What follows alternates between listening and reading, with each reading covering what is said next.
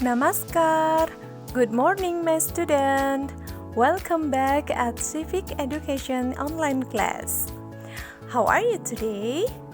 I hope all of you stay safe and healthy. Okay, before we start, I want to remind you about this self-quarantine in purpose of stop the spread of COVID-19. So, stay at home and don't forget to practice healthy lifestyle, such as wash your hand regularly after doing home activity. And then don't forget to drink enough of water and take some breaks, okay?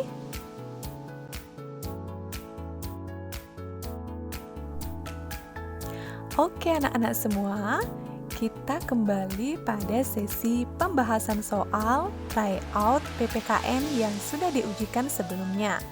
Jadi ini sudah part ketiga ya. Jadi kita mulai dari nomor 31. Ayo kita mulai.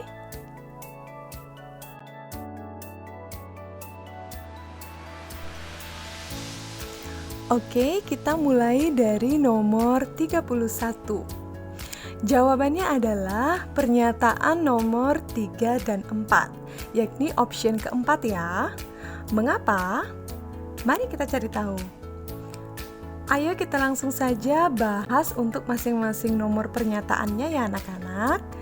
Pernyataan nomor 1 salah, karena seharusnya yang bisa kita lakukan sebagai warga negara adalah meningkatkan kegiatan ekspor barang dalam negeri kita ke luar negeri, bukan terbalik ya. Karena dengan meningkatkan ekspor produk dalam negeri kita ke luar negeri, tentu akan meningkatkan pendapatan negara kita dan mampu meningkatkan angka kesejahteraan produsen dalam negeri. Lalu pernyataan nomor 2 juga salah, karena seharusnya yang diutamakan adalah kepentingan bersama, bukan kepentingan pribadi ya anak-anak. Ini namanya bukan sikap persatuan, namun sikap mementingkan diri sendiri. Dan pernyataan nomor 3 benar, karena dengan mengadakan festival kebudayaan daerah, rasa memiliki dan menghargai kalian akan tumbuh dalam diri kalian. Sehingga hal ini akan diikuti oleh sikap toleransi terhadap keberagaman budaya daerah yang dimiliki negeri kita. Serta pernyataan nomor 4 juga benar, karena berani membela kebenaran serta menegakkan keadilan merupakan perilaku yang menjamin hak-hak orang lain tidak terampas. Dan apabila ini tidak dilaksanakan, maka tentu saja akan timbul perselisihan dan persatuan pun tidak akan tercipta.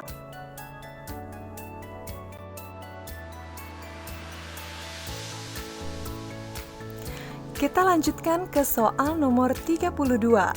Jawabannya adalah gotong royong, yakni option ketiga. Mengapa? Nah, anak-anak, masihkah kalian ingat budaya khas bangsa kita yang hingga kini masih dikenal oleh masyarakat internasional? Di antara kalian pasti sudah mulai ingat ya. Ya, budaya yang dimaksud adalah gotong royong, toleransi, ramah, dan gemar bermusyawarah.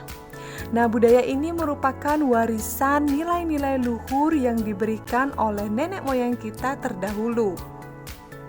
Budaya ini hingga kini tetap dijalankan karena mampu membawa negara kita ke kehidupan yang rukun dan harmonis. Dan tentu saja ini menjadi cikal bakal terjaganya keutuhan negara kita. Lalu bagaimana dengan opsi yang lain?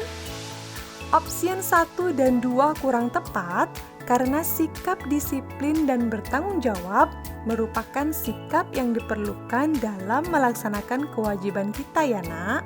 Sedangkan opsi keempat juga kurang tepat karena sikap kerja keras merupakan sikap yang diperlukan untuk mencapai tujuan yang diinginkan.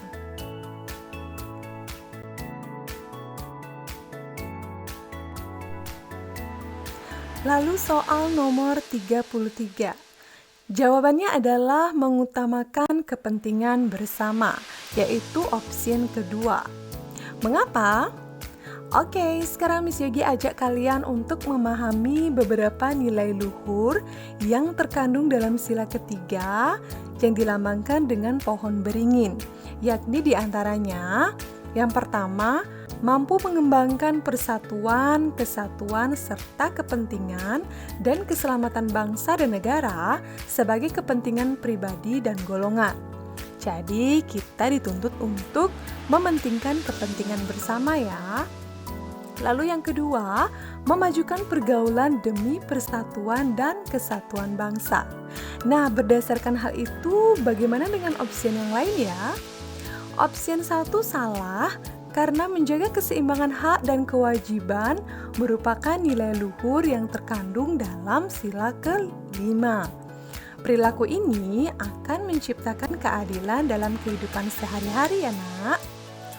Lalu opsi yang ketiga juga salah, karena menghargai hasil karya orang lain merupakan nilai luhur yang terkandung dalam sila kelima Pancasila. Serta opsi yang keempat juga salah, karena menjalankan ibadah sesuai agama dan keyakinan yang dianut merupakan pengamalan dari sila pertama Pancasila.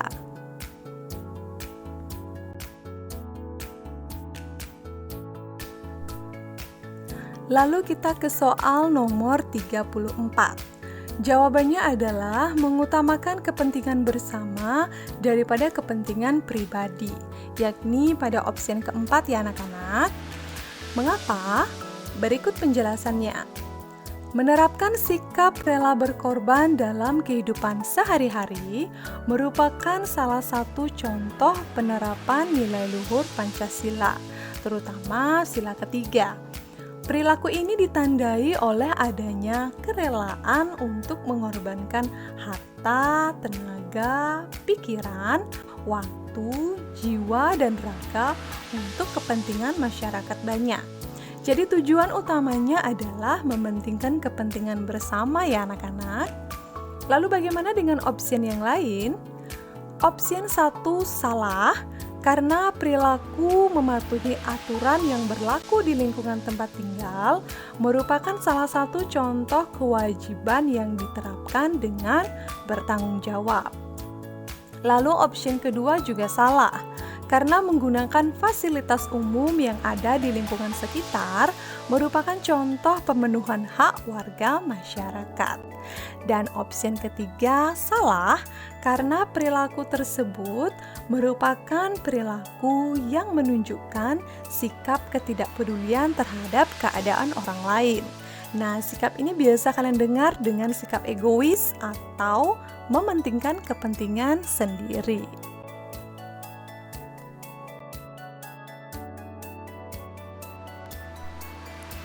Ya, kita lanjutkan ke soal nomor 35.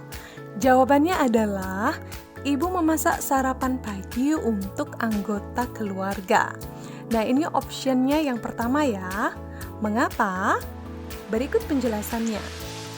Tanggung jawab adalah kesadaran seseorang untuk melaksanakan tugas dan kewajibannya dengan baik dan benar, serta tanpa merugikan orang lain.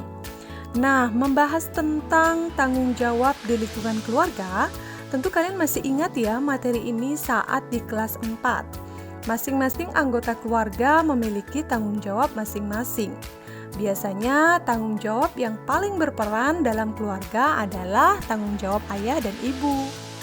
Tanggung jawab ayah adalah bekerja agar mampu menafkahi keluarga. Sedangkan ibu bertanggung jawab terhadap keadaan rumah, anak, dan juga ketersediaan makanan bagi seluruh anggota keluarga. Lalu bagaimana dengan anak-anak? Anak-anak tentu harus bertanggung jawab terhadap dirinya sendiri, seperti merapikan tempat tidurnya sendiri saat bangun tidur, kemudian mencuci piring sendiri setelah selesai makan, dan lain sebagainya. Oke, sekarang kita bahas untuk opsi yang lain ya anak-anak. Opsi 2 itu salah, karena perilaku tersebut merupakan kegiatan ayah untuk mengisi waktu luang sebelum pergi bekerja. Jadi itu bukan tanggung jawab ya. Lalu option yang ketiga juga salah, karena merupakan kebutuhan setiap anak untuk mendapatkan makanan sebelum pergi ke sekolah, serta hak yang harus diperoleh setiap anak saat pagi hari. Masih ingat ya anak tentang hak anak di rumah, yakni memperoleh makanan yang bergizi. Dan option keempat juga salah, karena perilaku tersebut menggambarkan kewajiban anak-anak terhadap orang tuanya, bukan merupakan tanggung jawab anak untuk menyiapkan makanan untuk seluruh anggota keluarga. Jadi itu tanggung jawabnya ibu ya.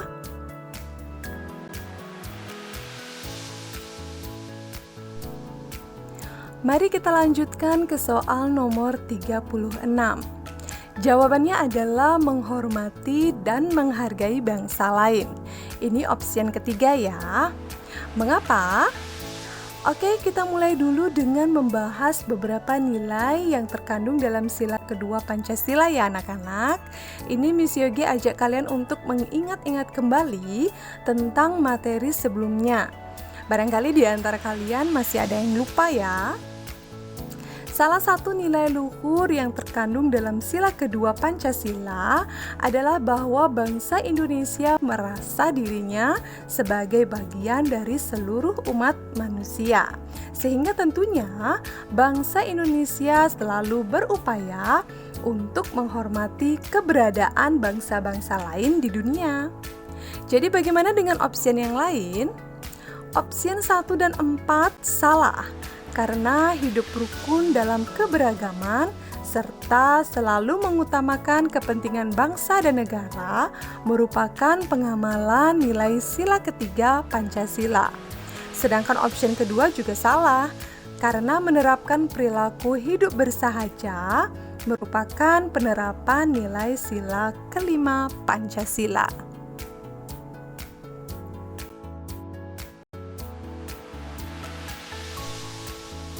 Oke, kita masuk ke soal nomor 37. Jawabannya adalah bersedia memaafkan kesalahan teman terhadap kita, yakni opsi yang pertama ya. Mengapa? Sikap kepahlawanan dan kesatria mengandung nilai-nilai positif seperti keberanian dan ketegasan, cinta tanah air, rela berkorban, pantang menyerah, percaya diri, disiplin, bertanggung jawab, kerjasama, berjiwa besar, dan lain sebagainya. Nah, pada opsi pertama merupakan jawaban yang dimaksud, karena perilaku mau memaafkan kesalahan orang lain terhadap kita merupakan contoh penerapan sikap berjiwa besar. Nah, jadi sudah jelas ya anak-anak jawabannya. Lalu bagaimana dengan opsi yang lain? Opsi 2 dan 3 salah, karena sikap berusaha menjadi seorang pemimpin agar disegani teman dan tidak mau mengintrospeksi kesalahan diri sendiri merupakan sikap yang tidak terpuji dan tentu saja bertentangan dengan sikap dari para pahlawan kita. Sedangkan opsi keempat juga salah, karena sikap tersebut bukan merupakan sikap yang mencerminkan sikap kepahlawanan, karena mencerminkan sikap tidak percaya terhadap kemampuan diri sendiri.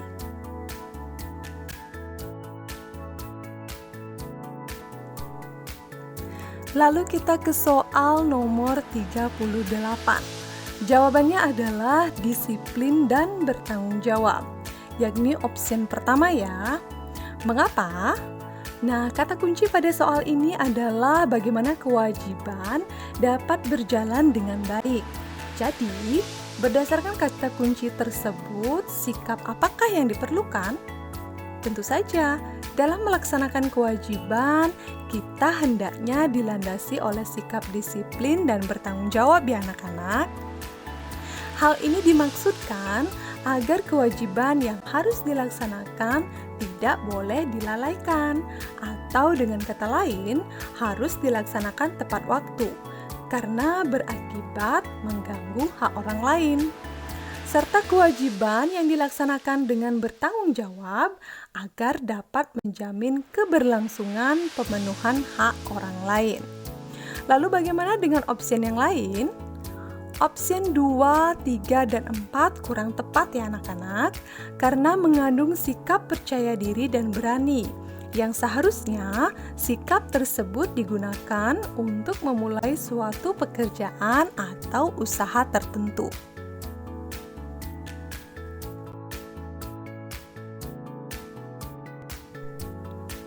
Oke, kita menuju soal 39. Jawabannya adalah tidak mengganggu hak warga negara yang lain, yaitu opsi kedua. Mengapa? Nah, kata kunci pada soal ini adalah tujuan memperhatikan aturan-aturan yang berlaku. Nah, berdasarkan kata kunci ini, jelas terlihat ya anak-anak, bahwa yang ditanyakan dalam soal ini adalah tujuan dari melaksanakan aturan yang berlaku. Peraturan atau tata tertib itu merupakan sesuatu yang berkaitan dengan hal yang benar dan salah, atau yang sesuai dan tidak sesuai, baik secara tertulis maupun tidak tertulis. Nah, keberadaan suatu peraturan atau tata tertib bukan semata-mata untuk menghukum orang-orang, namun poin pentingnya adalah untuk melindungi hak-hak orang lain, sehingga orang lain dapat memenuhi hak mereka dengan baik. Lalu bagaimana dengan opsi yang lain? Opsi pertama salah, karena menaati peraturan bukan dilaksanakan untuk memenuhi keinginan para pejabat pemerintahan, namun karena kesadaran dari dalam diri untuk menciptakan ketertiban dan keamanan bersama. Jadi ini bukan karena paksaan dari orang lain ya nak ya. Opsi ketiga juga kurang tepat, karena sikap nasionalisme merupakan sikap kepahlawanan yang mencerminkan kecintaan terhadap tanah air dan bangsa. Lalu opsi yang keempat, salah, karena usaha mewujudkan kesejahteraan yang berkeadilan merupakan tujuan dari diadakannya pembangunan nasional yang merata, sehingga kesejahteraan warga menjadi terjamin, adil, dan juga merata.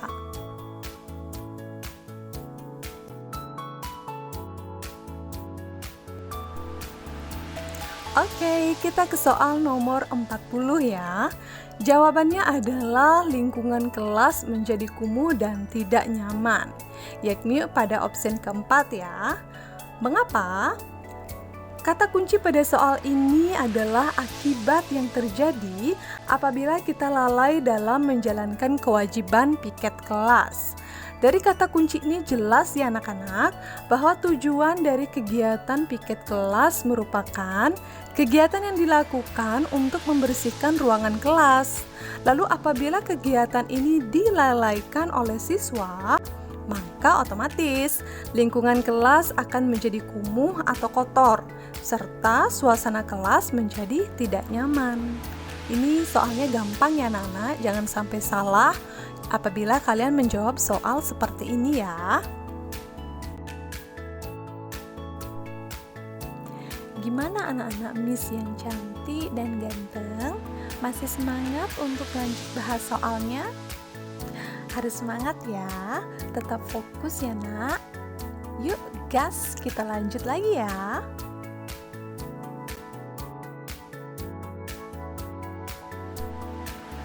Ya, kita lanjut ke soal nomor 41. Jawabannya adalah pernyataan nomor 1 dan 3, yaitu ada pada option kedua. Mengapa? Nah, ayo diingat-ingat kembali ya anak-anak terkait materi tentang pemenuhan hak bagi warga negara. Nah, pemerintah menjamin pemenuhan hak warga negara itu dimaksudkan untuk menciptakan masyarakat yang adil dan sejahtera. Nah, pada soal ini khusus ditanyakan mengenai manfaat pemenuhan hak dalam bidang pendidikan, yakni warga negara akan memiliki wawasan dan meningkatkan keterampilan atau life skill mereka, serta yang paling penting adalah dengan mengenyam pendidikan, diharapkan tingkat buta huruf di negara kita akan menurun. Di mana angka buta huruf ini merupakan salah satu acuan yang dipakai dalam menentukan apakah suatu negara termasuk dalam negara maju, sedang berkembang, ataukah negara tertinggal.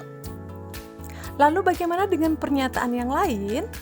Pernyataan nomor 2 salah, karena menciptakan keharmonisan dalam pergaulan tersebut merupakan manfaat pemenuhan hak warga negara di bidang sosial dan budaya. Kemudian pernyataan nomor 4 juga salah, karena meningkatnya kesejahteraan masyarakat merupakan manfaat pemenuhan hak warga negara di bidang ekonomi. Jadi, opsi 1, 3, dan 4 salah karena mengandung pernyataan nomor 2 dan 4.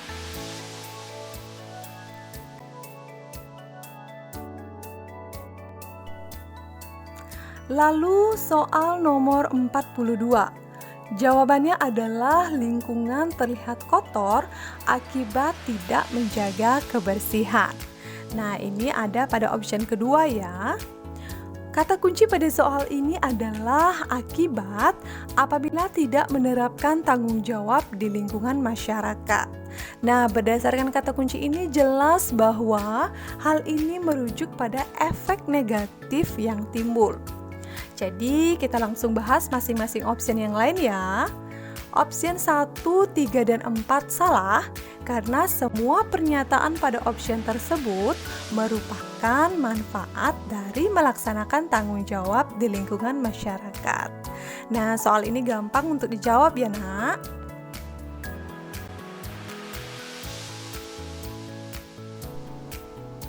Oke, kita lanjut untuk soal nomor 43. Jawabannya adalah tersedianya lapangan pekerjaan yang memadai, yakni termuat pada opsi yang pertama. Mengapa? Nah, kata kunci pada soal ini adalah manfaat adanya keragaman ekonomi. Keragaman ekonomi adalah kondisi di mana kegiatan ekonomi di dalam masyarakat beragam atau berbeda-beda ya, Nak. Dengan adanya keberagaman tersebut, maka tentu saja memberikan manfaat bagi masyarakat. Di antaranya, lapangan pekerjaan akan semakin terbuka dengan luas atau memadai, serta kebutuhan akan barang dan jasa dapat terpenuhi. Lalu bagaimana dengan option yang lain? Option 2 dan 4 salah, karena pernyataan tersebut merupakan kebalikan dari manfaat adanya keragaman ekonomi. Sedangkan option ketiga merupakan tolak ukur dalam kegiatan ekonomi, yang mana kestabilan harga barang di pasaran salah satunya disebabkan oleh tingkat penawaran dari para konsumen. Jadi manfaat keragaman ekonomi secara keseluruhan yakni yang pertama, lapangan pekerjaan akan semakin terbuka dengan luas atau memadai, kebutuhan akan barang dan jasa dapat terpenuhi, serta menambah sumber pendapatan negara, seperti misalnya pada kegiatan ekspor dan impor barang ya.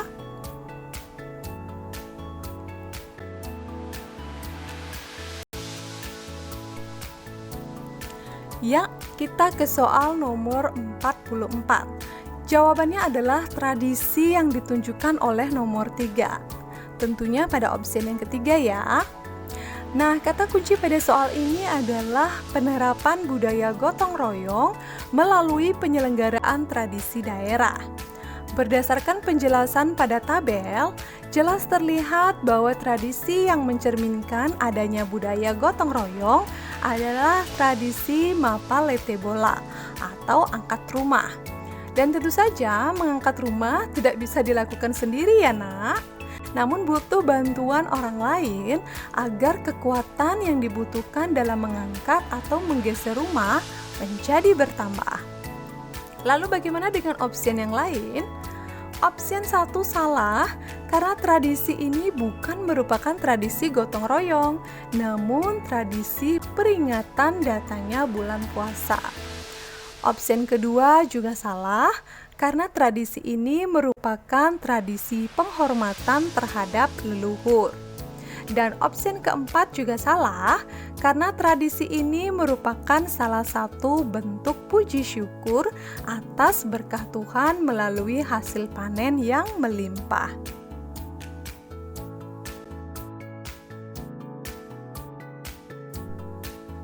Ya, kita ke soal nomor 45. Jawabannya adalah bersemangat menarikan tarian daerah sendiri saat acara pertukaran budaya, yang termuat pada opsi kedua ya. Mengapa? Nah, kata kunci pada soal ini adalah upaya menghargai keragaman budaya. Jadi, jawaban yang diminta mengacu pada perilaku yang dapat mempertahankan keragaman budaya yang dimiliki. Oke, langsung saja kita bahas untuk opsi yang lain ya anak-anak. Opsi 1 itu salah karena dengan adanya pembaharuan tersebut menyebabkan budaya asli negara kita menjadi tertutupi oleh kebudayaan negara lain. Apalagi jika dalam pembaharuan tersebut budaya negara lain lebih mendominasi. Nah, kelama-kelamaan kita tidak lagi memiliki budaya asli, Nak, namun hanya memiliki budaya campuran yang merupakan adopsi dari budaya negara lain. Lalu opsi ketiga dan 4 salah karena sikap tersebut dapat menghancurkan persatuan dalam keragaman budaya, yaitu menganggap bahwa budaya sendiri paling baik. Tentu ini patut dihindari ya anak-anak.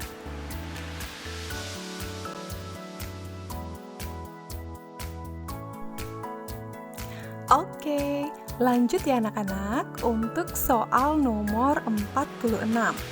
Jawabannya adalah berani dan pantang menyerah, yaitu masuk pada opsi ketiga.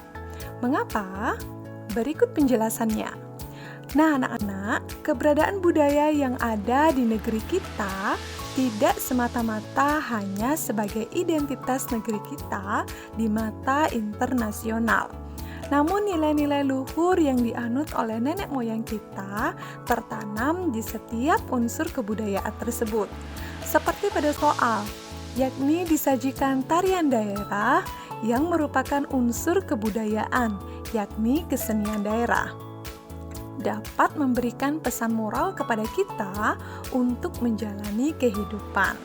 Oke, kita langsung pada soal ya anak-anak. Kata kunci pada soal adalah perjuangan pangeran dalam medan perang demi menegakkan kebenaran. Nah, berdasarkan kata kunci ini jelas terlihat ya nak, untuk selalu dapat menegakkan kebenaran demi terciptanya keadilan dibutuhkan sikap berani dan pantang menyerah, sehingga nantinya akan terwujud tujuan yang hendak dicapai.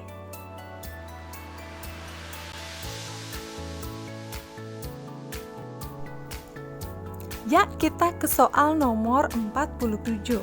Jawabannya adalah pernyataan nomor 2 dan 3, yaitu pada opsi ketiga ya. Mengapa? Nah, kata kunci pada soal ini yakni makna persatuan dalam kehidupan berbangsa. Nah, apakah kalian masih ingat anak-anak? Apakah yang dimaksud dengan persatuan?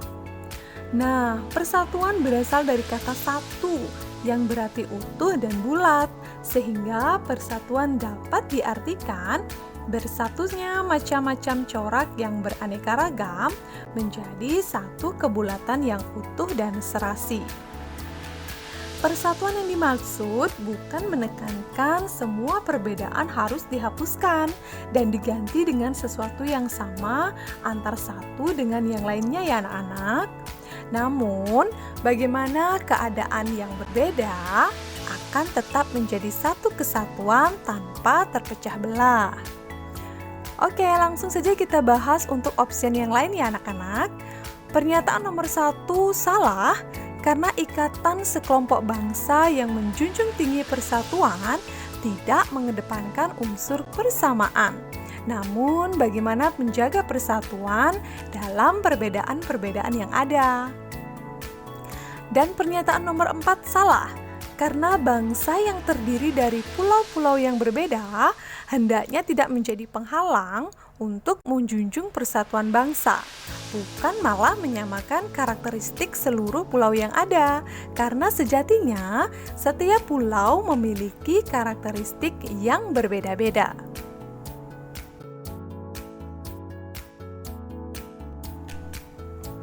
Kemudian kita lanjut ke soal nomor 48.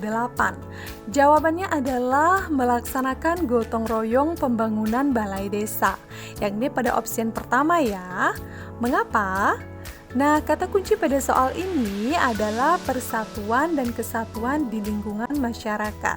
Jadi jawaban yang diminta merujuk pada usaha yang dapat mewujudkan persatuan di lingkungan masyarakat. Langsung saja kita bahas untuk option yang lain ya anak-anak. Option 2 salah karena aktif dalam kegiatan siskamling untuk menjaga keamanan merupakan salah satu bentuk penerapan kewajiban di lingkungan masyarakat. Dan option ketiga juga salah karena perilaku merupakan salah satu bentuk kegiatan ekonomi dalam rangka pemenuhan kebutuhan sehari-hari, serta hak yang bisa dilakukan setiap warga masyarakat. Dan option keempat juga salah, karena kegiatan tersebut merupakan usaha untuk mewujudkan persatuan di lingkungan rumah.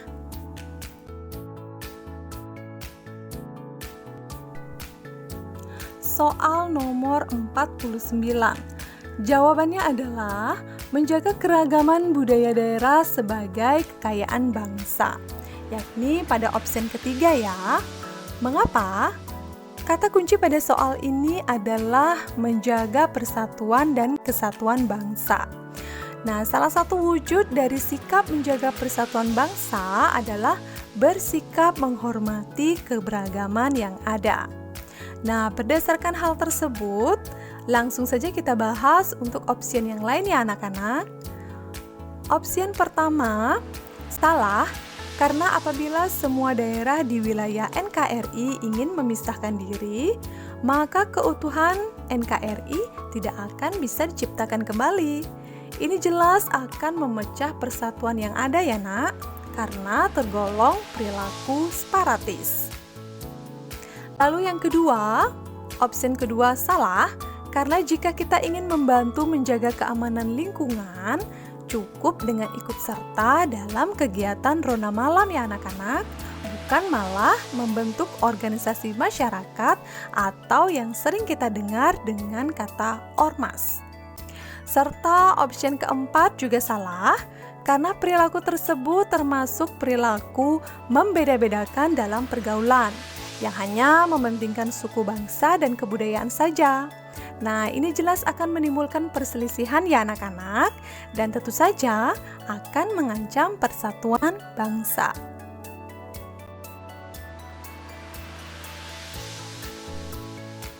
Ya, jelas. Nomor 50. Jawabannya adalah memperkuat ketahanan nasional dalam menghadapi ancaman dalam bernegara, yakni opsi yang pertama ya. Mengapa? Nah, kata kunci pada soal ini adalah manfaat apabila persatuan bangsa terjaga dengan baik. Nah, jawaban dari soal ini merujuk pada dampak positif ya anak-anak dari adanya persatuan dan kesatuan. Oke, kita langsung bahas untuk opsi yang lain ya. Opsi 2, 3, dan 4 merupakan akibat yang terjadi apabila tidak terjaganya persatuan dan kesatuan dalam berbangsa dan bernegara. Jadi ketiga opsi itu salah ya. Jadi sisa opsi yang pertama, yaitu memperkuat ketahanan nasional dalam menghadapi ancaman dalam bernegara.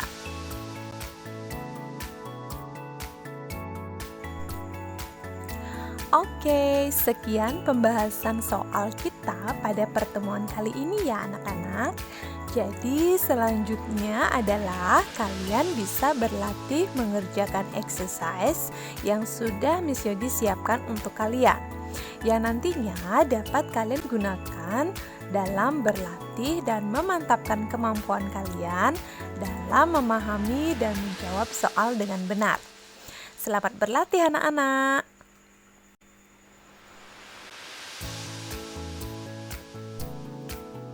Oke, finish anak-anak. Sekian pembahasan soal kita hari ini ya. Sampai jumpa di pertemuan berikutnya. Bye-bye.